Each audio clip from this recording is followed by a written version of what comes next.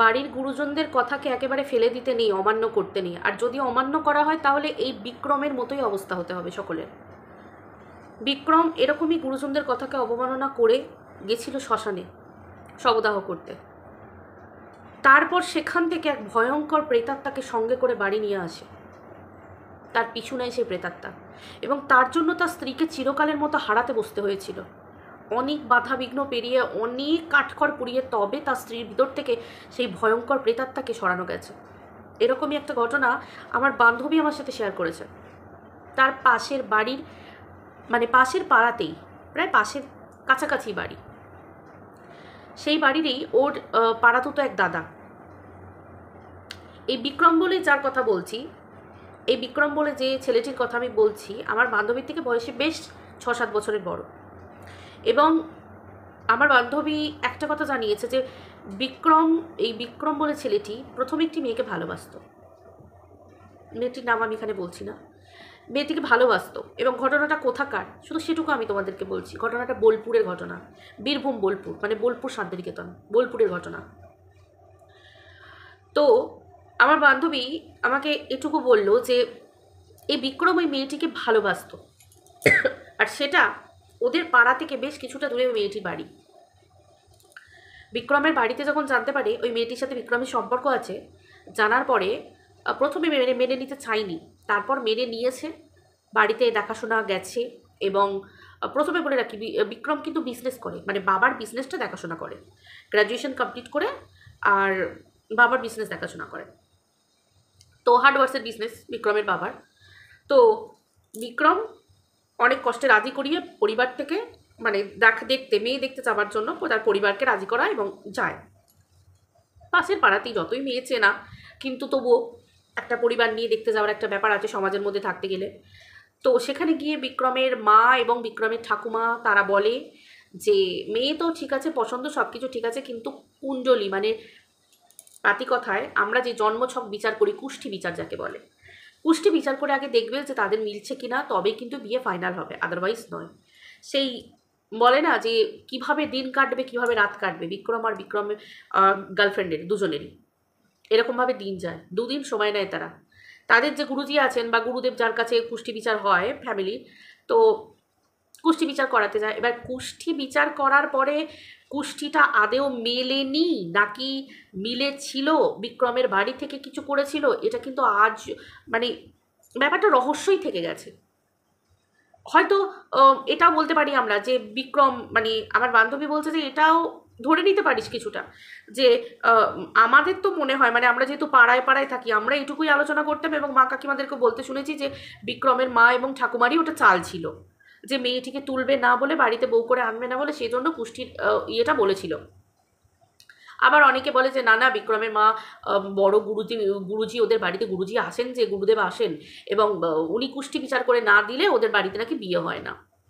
যাই হোক, যে কোনো একটা কারণেই হোক, মেলেনি এই কথা বলা হয়েছিল এবং বিয়েটা ক্যান্সেল হয়ে গেছিল। আর বিক্রম বাড়ির একটা মাত্র ছেলে। এবার কোনো মতেই সে তার বাড়ির অমতে যেতে পারবে না। পারলে কিন্তু একটা ছেলে পারতো, যে মেয়ে যেহেতু ভালোবেসেছিল, আর ওদের প্রেমটা 1 বছর 2 বছরের নয়, 8 বছরের প্রেম। তো 8 বছরের ভালোবাসাকে ভোলা এতটা সহজ নয়। 15 দিনের ভালোবাসা যদি ভালোবাসার মতো ভালোবাসা হয়, সেই ভালোবাসাটাও একটা অন্যরকম ভালোবাসা থাকে। একে অপরকে ছেড়ে থাকা সম্ভব হয় না, যদি সেটা প্রকৃত ভালোবাসা থাকে, ফেক না হয়। 8 বছরের, আমি বলবো না যে বিক্রম ভালোবাসেনি, কারণ যতটুকু আমার বান্ধবী বলছে যে ওরাও দেখেছে যে এই বিক্রমদাকে ওই মেয়েটার সাথে ঘুরতে দেখেছে, এবং ওদের ভালোবাসা খুবই ছিল, মানে 8 বছর সম্পর্ক, ভাবা যায় তো। কিন্তু ওই যে আমার মনে হয় যে যে ছেলের ভালোবাসার নিজের ভালোবাসাকে আগলে রাখার ক্ষমতা নেই, এবং কারণ ভালোবাসার সময় তো তার নিজের বাড়ির কথা মনে পড়েনি, বাড়ির কথায় রাজি হয়ে তবে কি ভালোবাসতে গেছিল, সেটা তো না। এই ভুলটা তো মানে এটা তো কেউ করে না। তাহলে যখন সেই ক্ষমতাটাই নেই বাড়ির অমতে গিয়ে বিয়ে করার, কোনো একটা খারাপ সিচুয়েশান এলে, তো তাহলে আমার মনে হয় না যে সেটা মেয়েই হোক ছেলেই হোক, উভয়ের ক্ষেত্রে বলছি, কোনো মানুষকে মানে রিলেশনশিপের মধ্যে থাকাটা উচিত না। এবং কোনো মানুষ একে অপরকে যে কথা দেওয়ার ব্যাপারটা থাকে, আই মিন প্রমিস করা, এগুলো কিন্তু কোনো উচিতই নয় আমার মনে হয়। যাই হোক, এবার আসি আসল কথায়। বিক্রমের মাথা থেকে মেয়েটিকে কী করে ছাড়াতে হবে এটার প্ল্যান বাড়ি থেকে হয় অবশ্যই। কারণ আমার বান্ধবী বলল যে এই ঘটনার 3 মাসের মধ্যে বিক্রমের বিয়ে দিয়ে দেয়। তার মানে পরিবার চাইছিলই যে মেয়েটিকে কোনো রকমে ভোলানোর জন্য। কিন্তু একটা ছেলের যতটা সম্ভব তাড়াতাড়ি, আবার একটা বিত্তশালী পরিবারের ছেলে, তার সে যতটা তাড়াতাড়ি মেয়ে খুঁজে পাবে ততটা একটা মানে মধ্যবিত্ত পরিবারের একটা মেয়ের অত তাড়াতাড়ি একটা ছেলে পাওয়া সম্ভব নয়। তো সেহেতু মেয়েটির যে বিক্রমের গার্লফ্রেন্ড ছিল তার কিন্তু বিয়ে হয়নি। এবার স্বভাবতই 3 মাসের মধ্যে চোখের সামনে পাশের পাড়া, ভাবতে পারছো কিছুটা দূরে, জাস্ট 10-15 মিনিটের দূরত্ব, সেখানে ধুমধাম করে বিক্রমের বিয়ে হয়ে গেল। মানে মেয়েটা কোনোভাবে মেনে নিতে পারেনি যে আমি যাকে 8টা বছর ভালোবাসলাম সে আমাকে ছেড়ে চলে গেল। একটা বারও আমার কথা মনে পড়লো না, আমাদের কাটানো মুহূর্তগুলো, ভালোবাসা, একে অপরকে দেওয়া কথা এত তাড়াতাড়ি ভুলে গেল। আর বিক্রম ওইদিকে না বেশ মানে ভালো রকমই মানে সংসার করতে শুরু করে দেয়, এবং সেটা পরিবারের চাপে হোক বা নতুন বউ আসার পর সব কিছু জানাজানি হয়ে যাবে সেই ঘটনায় নাকি হোক, বাকি নাকি ভিতরে ভিতরে হয়তো গুমরাতো, এগুলো শেষে জানা গেছে। শেষে বলছি ঘটনাটা কি। এবার বলে যে দেখে তো বোঝা যেত না, আমাকে আমার বান্ধবী বলছে দেখে তো বোঝা যেত না, কারণ আমার পাশেই বাড়ি, আমার পাশের বাড়িতেই বলা যেতে পারে, মানে 2-3টে বাড়ি পড়ে, একই গলিতে 2-3টে বাড়ি পড়ে, শুধু মাঝে একটা ক্লাব আছে, ওদের ক্লাবটাই দুটো পাড়া ভাগ করে দিয়েছে, এ পাড়া ও পাড়া। তো সেই হিসেবে যে বলছে যে দেখেছি গাড়ি নিয়ে ঘুরতে বেরোচ্ছে, এদিকে যাচ্ছে ওখানে যাচ্ছে, এবং বিয়ের পর হানিমুনেও গেছে, এরকম একটা ব্যাপার। তো এই বিক্রমের বিয়ের ঠিক 2 মাস 2.5 মাসও হয়নি, 3 মাসও হয়নি, 2 মাস 2.5 মাসের মধ্যে এরকম সময় বিক্রম শ্বশুরবাড়ি যায় তার বউকে নিয়ে। বউ তখন শ্বশুরবাড়িতে ছিল এবং বিক্রমও তার শ্বশুরবাড়িতে ছিল, এবং এই সমস্ত কিছু সহ্য করতে না পেরে মেয়েটি নিজেকে শেষ করে ফেলে, আত্মহনন করে।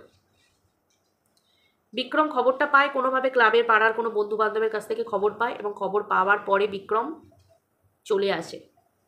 বিক্রম একদম নতুন বিয়ে হয়েছে, মানে জাস্ট নতুন বিয়ে হয়েছে, 2-2.5 মাস বিয়ে হয়েছে, নতুন বিয়ে।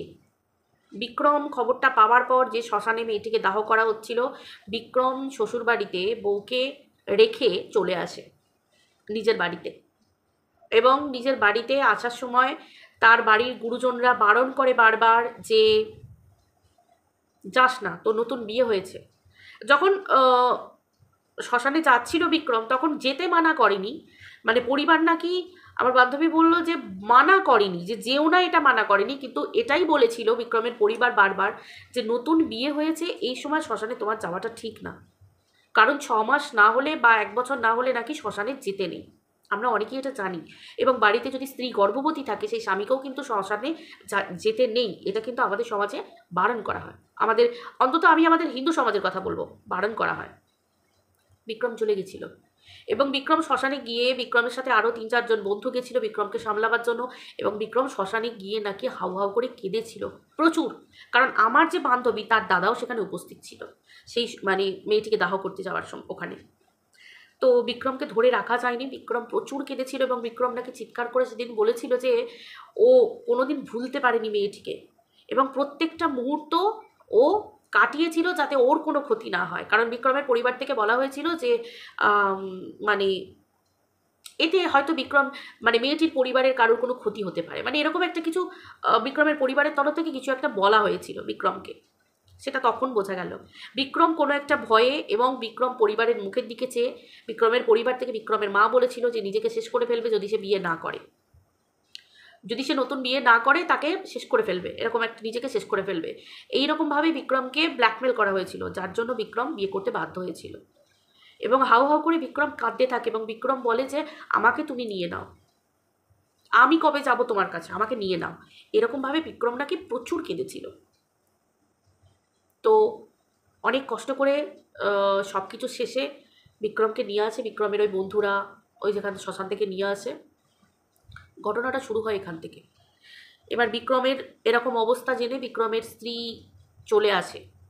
বিক্রমের স্ত্রী সেদিন প্রথম ঘটনাটা শোনে যে বিক্রমের কেউ বিয়ের আগে ভালোবাসার মানুষ ছিল, কিন্তু হ্যাঁ বিক্রমের স্ত্রী কিন্তু খুব ভালো মেয়ে, বিক্রমের যে স্ত্রী মানে যার সাথে বিয়ে হয়েছে মেয়েটি খুব ভালো এবং ভীষণ মানে কেয়ারফুল, এবং মানে কোঅপারেট করেছিল প্রচুর পরিমাণ পরিবারের সাথে, এবং অন্য মেয়ে হলে সাধারণত বিক্রমের অ্যাফেয়ারের কথা শুনে, মানে পাস্টের অ্যাফেয়ারের কথা শুনে চলে যাওয়া, অশান্তি করাটাই স্বাভাবিক ছিল। কিন্তু সেই মেয়েটি এত ভালো মেয়ে ছিল, বুঝতার ছিল যে সে কিন্তু কোনো রকম কোনো খারাপ রিয়াক্ট করেনি এবং বিক্রমকে বুঝিয়ে শান্ত করার চেষ্টা করেছিল এবং নিজের স্বামীকে যেভাবে কেয়ার করে রাখা এবং ভুলিয়ে রাখার চেষ্টা হয় সেভাবে, মানে বিক্রমের হ্যাঁতে হ্যাঁ মিলিয়ে, এগুলো আমাদের বান্ধবীরা সব দেখেছে এবং জেনেছে। তো আমার বান্ধবী এটাই বলছে যে ঠিক যেদিনকে শ্মশান থেকে দাহ করে এলো তার পরের দিন ঘটনাটা ঘটছে দুপুরবেলা থেকে। বিক্রমের যে স্ত্রী এসেছে সকালবেলা, সব ঠিকঠাক যাচ্ছে, ঠিক দুপুরের পর বিকেলের টাইমটা, সন্ধে সন্ধে হব হব ওই রকম টাইমটাতে বিক্রমের স্ত্রীর মধ্যে একটা অন্যরকম আচরণ দেখা যায়, যে আচরণগুলো ওই মেয়েটি করতো। বিক্রমকে জড়িয়ে ধরা, বিক্রমের সাথে এক ধরনের ব্যবহার করা এবং মানে হঠাৎ করে, মানে একটা অন্য পার্সন, সে একটা চলা, তার কথা বলার ভঙ্গি অন্যরকম, হঠাৎ করে একটা মেয়ের সে পুরনোভাবে রিয়াক্ট করা। সে তো জানেই না যে এই তার গার্লফ্রেন্ড, বিক্রমের গার্লফ্রেন্ড কীভাবে কী কথা বলতো, তাদের মধ্যে কোনো সিক্রেট কোনো কোড ছিল কি না একে অপরকে ডাকার, মানে সেইভাবে কথা বলছে যেটা একে অপরকে ডাকতো, মানে ভালোবাসতো, এই রকম ব্যাপারগুলো আর কি, এগুলো ঘটতে থাকে। বিক্রমের চোখে লাগে ব্যাপারটা। বিক্রম তখন মানে কিছু বলেনি, কিন্তু বিক্রম মানে নিজেকে দায়ী করতে থাকে মেয়েটার মৃত্যুর জন্য। এবং মানে বিক্রমকে হঠাৎ বিক্রম বুঝতে পারে প্রপারলি, সেটা হচ্ছে সেই দিন রাত্রের দিক থেকে, খেয়ে দিয়ে রাতে যখন শুয়েছে তখন বিক্রম বুঝতে পারে। যখন বিক্রমকে রাতের বেলা হঠাৎ বিক্রম যখন শুয়ে আছে, বিক্রম পাশ ফিরতে দেখে, মানে ঘটনাটা যখন বিক্রম পরে বলেছে বাড়িতে, তখন বলছে যে পাশ ফিরতে যখন দেখে তখন বিক্রম একটা পোড়া পোড়া গন্ধ পায়, একটা পোড়া পোড়া জ্বলা জ্বলা গন্ধ পায়, একটা আষ্টে পচা একটা গন্ধ পায়। এবং বিক্রম পাশ ফিরে দেখে যে মানে একটা হঠাৎ একটা ভয়ঙ্কর একটা মুখ, মানে বিক্রমের স্ত্রী খুবই সুন্দর দেখতে মেয়েটি, অল্প বয়সী, বেশ খুবই সুন্দর দেখতে, বিক্রমের থেকেও 4-5 বছরের ছোট, সেই রকম একটা সুন্দরী একটা মিষ্টি মেয়ে, তার ওরকম ভয়ঙ্কর রূপ দেখে বিক্রম আঁতকে উঠে সরে যায় এবং এতটা চিৎকার করে যে বিক্রমের বাড়ি থেকে, মানে পাশের রুম থেকে মা বাবা সব উঠে চলে আসে, কাকু কাকিমারা সব চলে আসে। এবার এসে দেখে যে বিক্রমের স্ত্রী দরজার এক কোণে দাঁড়িয়ে আছে এবং একটা অন্যরকম দৃষ্টিতে বিক্রমের দিকে এবং বিক্রমের পরিবারের দিকে দেখছে। বিক্রম বোঝানোর চেষ্টা করে যে ওটা অন্য কেউ, মানে অন্য কেউ, কারণ বিক্রমের এটুকু জ্ঞান আছে যে সে তার গার্লফ্রেন্ডকে দাহ করে এসেছে, তার দাহ হয়ে গেছে, সে মানে শেষ হয়ে গেছে, এরকম একটা ব্যাপার। তো আর তো তার পক্ষে আসার কথা নয়, এবার আসা মানে তার আত্মা, সে তার মানুষ নেই। এবার স্বাভাবিক একটা মানুষ হয়ে একটা আত্মাকে অ্যাকসেপ্ট করে নেওয়াটা এটা খুব মানে একটা অন্য ব্যাপার, ভালোবাসা একটা আলাদা জিনিস, আর হঠাৎ দেখছি যে কারোর মধ্যে সেই আত্মাটা, এরকম একটা ভয়ঙ্কর রকম মুখ, একটা নর্মাল একটা মানুষের মুখ থাকে, ভালোবাসার মুখ, যে দেহটাকে, যে শরীরটাকে, যে মানুষটাকে ভালোবেসেছে সেটা একটা আলাদা। তো হঠাৎ করে যখন মেয়েটার দিকে সকলে তাকিয়ে দেখে, তখন মেয়েটা একটা অন্যরকম আচরণ করতে থাকে বিক্রমের বউ, এবং পরিবারের লোকেদের দিকে একটা হাসি হাসতে থাকে এবং একটা মানে ওটা বিচ্ছিরিভাবে একটা অন্যরকম চাউনি চাইতে থাকে, এবং ওই আঁশটে গন্ধ পুরো পরিবার পায় ওই রুমটার মধ্যে থেকে, বিক্রমের রুমের মধ্যে থেকে। তারপর হঠাৎ করে খিলখিল করে হাসতে হাসতে ঘর থেকে বেরিয়ে যায় বিক্রমের বউ, উঠে পুরো ছাদে উঠে, ছাদের ওই রেলিংগুলো থাকে উঁচু প্যারাপিট রেলিংয়ে বসে পা ঝোলাচ্ছে, মানে পাটাকে ঝুলিয়ে দিয়েছে, ঝুলিয়ে ও বলতে চাইছে নিজেকে শেষ করে দেবে, মানে বিক্রমের যে বউ ছাদ থেকে পড়ে যাবে। বিক্রমদের 4তলা বাড়ি, বিত্তশালী পরিবার ছিল, প্রথমেই বলছি, 4তলা বাড়ির ছাদ থেকে মানে ও নিজেকে ফেলবে নিচে এরকমভাবে। কিন্তু অ্যাকচুয়ালি তো মেয়েটার মধ্যে নেই, মেয়েটার মধ্যে তো ওই মেয়েটির আত্মা, মানে এমনই অবস্থা। অনেক কষ্ট করে, অনেক রকম করে সেই সময় বিক্রমের ঠাকুমা, মানে বয়স্ক ঠাকুমা বিক্রমকে প্রচণ্ড পরিমাণ দোষ দিতে শুরু করে এবং বিক্রমের মানে ওই জায়গায় মানে একটা বাজে সিন ক্রিয়েট তৈরি হয়। তখন কিন্তু অলরেডি পাশের লোকজন সব চলে এসেছে, ওদের বাড়িতে সব লোকজন চলে এসেছে, ওই দৃশ্য প্রত্যেকে দেখছে, মানে ওই দৃশ্য প্রত্যেকে সাক্ষী, পুরো পাড়া সাক্ষী ছিল। তারপর অনেক কষ্ট করে, অনেক রকম করে, অনেক প্রমিস করে তাকে নামিয়ে নিয়ে আসা হয়, কিছুক্ষণের জন্য শান্ত করে তাকে নামিয়ে নিয়ে আসা হয়। নামিয়ে নিয়ে আসার পরে একটা জায়গায় বসিয়ে শান্ত করে, কিন্তু সেই একই রকম তোলপাড় করতে থাকে পুরো শরীর, নিজেকে মানে চিড়তে থাকে, আঁচড় দিতে থাকে, নিজেকে হার্ম করছে, এরকম একটা ব্যাপার বিক্রমের বউ নিজেকে, কিন্তু আত্মাটা তো অন্য কারো। এরকম অবস্থায় ওদের যে বাড়ির গুরুদেবকে ফোন করে বিক্রমের বাড়ির লোকজন। গুরুদেব বলেন যে এটা আমি কিছু করতে পারবো না, তবে আমার চেনা জানা একজনকে আমি বলছি, যারা এসবের দিক থেকে এক্সপার্ট, তাদেরকে আমি পাঠাচ্ছি, কিন্তু আজকে রাতে তো সেটা হবে না, কালকে সকালবেলা। তো এরকমভাবে পুরো রাতটা কাটতে থাকে, পুরো হুলুস তুলুস বেঁধে যায়, পাড়া প্রতিবেশীরা অনেকে মানে আরও ভিড় করতে থাকে এসব দেখার জন্য। অনেক কষ্টে পুরো রাত কেটে সকালবেলা হতে ওই বাইরের লোকেরা আসেন সকলে। আসার পরে তারপর মানে যারা এক্সপার্টি লোক আসেন বাইরে থেকে, আসার পরে তারা তাদের মতো ক্রিয়াকর্ম করে তারা কন্ট্যাক্ট করার চেষ্টা করে আত্মার সাথে। এবং আত্মার কথা হচ্ছে এটাই যে ও আমাকে আজও ভালোবাসে। ও আমাকে যখন দাহ করা হচ্ছিল তখন ও শ্মশানে গিয়ে আমাকে বলেছে যে ও আমাকে ভালোবাসে, ও আমাকে ভুলতে পারেনি, আমিও তোকে ভালোবাসি, আমিও তোকে চাই। এই মেয়েটার জন্য আমি পাইনি ওকে, এই মেয়েটা আমাদের মধ্যে শেষ করেছে। আমি ওকে যদি মেরে ফেলি তাহলে আমি ঠিক পারবো, এবং আর না হলে আমাকে এর শরীরে থাকতে দিতে হবে, আমি ওর মধ্যে থেকেই ওর ভালোবাসা পাবো। কিন্তু এটা তো কোনোদিন সম্ভব না, তাই না? কারণ একটা আত্মা তো আত্মাই হয় যে দেহ ছেড়ে চলে যায়। তো এরকম একটা ঘটনার পর বিক্রম বলে যেরকম মানে ওকে ছেড়ে দেওয়ার কথা বলে, অনেক রিকোয়েস্ট করে কিন্তু ছাড়তে চায় না কোনোভাবেই। মানে এতটাই অতৃপ্ত, মানে অতৃপ্তি স্বাভাবিক, অতৃপ্তি হওয়াটাই স্বাভাবিক, কারণ ভালোবাসা অনেক কষ্ট, 8 বছরের ভালোবাসা। সে ভালোবাসাকে না পেয়ে সে তো অন্য কাউকে মেনে নেয়নি, সে নিজেকে মানে জানি হয়তো এটা শেষ করে দেওয়াটা পথ নয়, কারণ একটা ছেলে যখন নিজের মতো করে বাঁচতে পেরেছে, সে যেভাবেই হোক, একটা মেয়েরও উচিত তার নিজের জীবনটাকে বাঁচিয়ে রাখা, তার মা বাবা পরিবার সকলের মুখের দিকে তাকিয়ে। কিন্তু মেয়েটি পারেনি, কোনোভাবে দুর্বল হয়ে গেছিল, কোনোভাবে কষ্ট তাকে কুড়ে কুড়ে খাচ্ছিল। সেই জন্য সে হয়তো ভেবেছিল যে এভাবে বাঁচার থেকে আমি চলে যাই, তাহলে বোধহয় বেঁচে যাও, কিন্তু এটা তো সলিউশন নয়। সেই তো তার অতৃপ্ততা তাকে ফিরিয়ে আনলো, সেই তো অতৃপ্ততার জন্য চলে এলো। অনেক কষ্ট করে অনেক ক্রিয়াকর্ম করে তারপর ওই মেয়েটির শরীর থেকে ওই আত্মাটিকে বার করা হয়, মানে মেয়েটিকে বার করা হয়, বিক্রমের গার্লফ্রেন্ডকে, আত্মাকে বার করা হয় এবং মুক্ত করা হয়। কিন্তু সেভাবে তো মুক্ত হয়নি। মেয়েটির কাজকর্ম কমপ্লিট হতে 3 দিনে মেয়েটির কাজকর্ম কমপ্লিট হয়েছে। তারপর মেয়েটির পরিবার থেকে মেয়েটিকে বলা হয়, মানে মেয়েটির পরিবার থেকে পরিবারকে বলা হয় যাতে খুব তাড়াতাড়ি মেয়েটির গয়াতে গিয়ে পিণ্ডদান করে আসে, যেটা আমাদের হিন্দু মতে, যে শাস্ত্র মতে যেটা নিয়ম, গয়াতে গিয়ে পিণ্ডদান করে আসলে তারপর আত্মার শান্তি পাবে।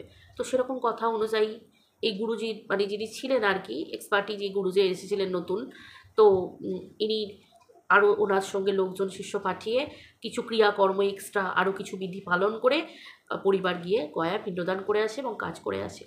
তারপর বিক্রম মানে ঠিকঠাকভাবে সংসার করতে পারে, এবং কিন্তু বিক্রম আস্তে আস্তে অনেকটা পাল্টে যায়। এখন যতটুকু শুনেছি যে আগের মতো হাসি, কথা বলা, গল্প এরকম নেই, মানে একটা কীরকম অন্যরকম মানুষ হয়ে গেছে। মানে নিজেকে দায়ী করে মেয়েটা চলে যাবার জন্য, কারণ সেই মেয়েটি বাবা মায়ের একটা মাত্র মেয়ে ছিল, তার বাবা মার আর কেউ ছিল না। তো হারিয়ে ফেলে, মানে নিজেকে এই জগৎ থেকে পুরো হারিয়ে ফেলে। কিন্তু বিক্রমের স্ত্রী খুব ভালো মেয়ে এবং ভীষণ স্বামীকে ভালোবাসে এবং তার কেয়ার করে। সংসার চলছে, এখনও বাচ্চা কাচ্চা হয়নি, কিন্তু এইভাবেই চলছে আর কি, বিক্রমকে মানে জীবনে ফিরিয়ে আনার জন্য। তো এতটা অতৃপ্ততা, এতটা কষ্ট যে শ্মশান ঘাট থেকেই পিছু নিয়েছিল, এবং শ্মশান ঘাট থেকেই তার সঙ্গেই আত্মা বাড়ি এসে গেছিলো। তো এটাই হচ্ছে ব্যাপার, যে প্রত্যেকের উদ্দেশ্যে আমার একটাই কথা বলা, এবং এই ঘটনাটা বলার একটাই আসল ঘটনা, মানে যেটা হচ্ছে যে মানুষ চলে যায় সেই মানুষকে পিছু ফিরে ডাকার কথা ভুলেও ভেবো না, কখনো মৃতদের ডেকো না। কারণ যখনই তাদেরকে তোমরা ডাকবে, তারা না পারবে তাদের জীবন নিয়ে আমাদের কাছে আসতে, না পারবে তার আগের রূপে ফিরে আসতে, কারণ তাদের দেহ থেকে কিন্তু আত্মাটা চলে গেছে, বেরিয়ে গেছে, দেহটা দাহ করা হয়েছে। অতএব সেই রূপ, সেই চিত্র, তোমার মনের মধ্যে যে সেই মানুষটা ছবি আঁকা আছে, সেটা কিন্তু আর, সে কিন্তু নেই। অতএব এবার কিন্তু তাকে অ্যাকসেপ্ট করার মতো শক্তি কিন্তু তোমার থাকবে না। তো আত্মাকে নিয়ে সংসার করা, আত্মাকে নিয়ে ঘর করা এবং তাদের দেখা, তাদের সঙ্গে চলা, এটা কিন্তু পুরোপুরিভাবে অসম্ভব একটা ব্যাপার। তাই যারা চলে গেছে তাদেরকে প্লিজ ডাকবেন না, এতে কিন্তু বিপদ বাড়িয়ে ফেলতে পারেন নিজেদের জীবনে। ঠিক যেমন বিক্রম করেছিল, বিক্রমকে বারণ করেছিল পরিবার থেকে যে আমরা তোর সাথে, আমরা মানে মেনে নিচ্ছি ব্যাপারটা, অবশ্যই একটা মেয়ে চলে গেছে, অবশ্যই মানে সেই দিন নরম হয়েছিল, হয়তো মানুষটা চলে গেছে বলে বিক্রমের পরিবার নরম হয়েছিল। বেঁচে থাকাকালীন যদি নরম হতো এবং তাদের ভালোবাসার মর্যাদাটা দিত, হয়তো এভাবে মেয়েটাকে চলে যেতে হতো না এত অল্প বয়সে, এবং তার বাবা মাকে মেয়েটাকে হারাতে হতো না। বিক্রমের স্ত্রীকে নিয়ে আজ কি সুখে আছে? কোনোদিন পারবে সে নিজেকে ক্ষমা করতে? মানুষ যদি হয়ে থাকে প্রকৃত মানুষ, সে কোনোদিন পারবে না। আর তার জন্যই আজকে দেখো নতুন বউ ভালো হয়েছে, কিন্তু বিক্রম পারছে না মন দিয়ে সংসার করতে। হয়তো মেয়েটা নেই, চলে গেল, ইহলোক ত্যাগ করে ফেলেছে, কিন্তু আজও বিক্রম সেভাবে তার স্ত্রীকে মেনে নিতে পারছে না, এত ভালো বউ হওয়া সত্ত্বেও। তো সেই জন্য সমস্ত পরিবারকেও একটাই কথা বলা, যে ভালোবাসা মেনে নিতে নাই পারেন, বা উঁচ নিচ এসব বিভিন্ন রকম ভেদে ভালোবাসা সব কিছুর কাছে আটকে যায়, কিন্তু এর পরিণতিটা যেন এরকম ভয়ঙ্কর না হয়। সব কিছু সলিউশন দেখে তবেই একে অপরের থেকে আলাদা করা ভালো, আলাদা হয়ে যাওয়া ভালো। হয় তিক্ততা নিয়ে নয়, বন্ধুত্বের সম্পর্ক নিয়ে। আর যদি তিক্ততা হয়ে যায় মন থেকে, তাহলে কিন্তু অতিরিক্ত ভালোবাসায় যদি তিক্ততা আসে না, তখন যে কারোর ক্ষতি হয়ে যেতে পারে। তো সব থেকে বড় কথা এটাই যে গুরুজনদের বলা কথাকে মানতে হয়। যাদের নতুন বিয়ে হয়েছে তাদের শ্মশানে কখনো যাওয়া উচিত না, কারণ সেই যে নতুন বিয়ে, ওই সময়টা খুব, 1 বছর বা 6টা মাস আমাদের সমাজ সংস্কার যাই বলো না কেন, কোনো কিছুকে পিছন করতে নেই। গুরুজনরা যা বলেন নিশ্চয় ভিতরে কোনো ব্যাপার আছে। তো সেই ক্ষেত্রে আজকে যদি ওখানে শ্মশানে না যেত বিক্রম সেদিন, তাহলে হয়তো আজকে তাকে এই জীবনটা দেখতে হতো না। সেদিন যদি গিয়ে তার মনের কষ্টটা না বলতো, একদিকে অবশ্যই যে ভালোবাসার মানুষের কাছে সে নিজের মনটা স্বীকার করেছে চলে যাবার পরেও, কিন্তু একদিকে আবার একটা জীবনের প্রতি অত্যাচার করে ফেলতে গেছিল বিক্রমের ভুলের জন্য আরেকটি নিষ্পাপ মেয়ে তার জীবনও শেষ হতে চলেছিল। এটাও তো কাম্য নয়, তাই না? তো চলো বন্ধুরা, ভিডিওটা এই পর্যন্ত। যদি ভালো লেগে থাকে অবশ্যই লাইক কমেন্ট শেয়ার করে দিও, পাশে থেকো। যদি এরকম সত্যি ঘটনা তোমাদের জানা থাকে বা তোমরা কারোর কাছ থেকে শুনে থাকো, অবশ্যই আমাকে আমার চ্যানেলের ডিসক্রিপশন বক্সে আমার মেল আইডি দেওয়া আছে, আমাকে মেল করে তোমরা পাঠাতে পারো। অবশ্যই আমি সকলের কাছে তুলে ধরবো তোমাদের সেই ঘটনা। সকলে ভালো থেকো, আবার দেখা হচ্ছে নিত্য নতুন একটা ভিডিও নিয়ে, এরকমই হাড়হিম করে একটা ভৌতিক ঘটনার সাথে। চলো টাটা।